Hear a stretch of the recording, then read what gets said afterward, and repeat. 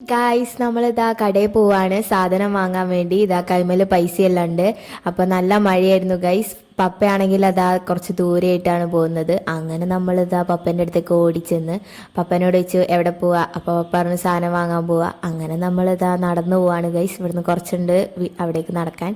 അങ്ങനെ നമ്മളിതാ കടയിലേക്ക് എത്തി ഗൈസ്. ഫസ്റ്റ് തന്നെ പാല് വാങ്ങി. അതെല്ലാം കഴിഞ്ഞ് നമ്മൾ ബേക്കറിയിലെത്തി. അങ്ങനെ കുറച്ച് ബേക്കറിയൊക്കെ വാങ്ങിക്കൊണ്ടിരിക്കുമ്പോൾ നല്ല മഴ പെയ്തു ഗൈസ്. റോട്ടിലൊക്കെ ഫുള്ള് വെള്ളമായി.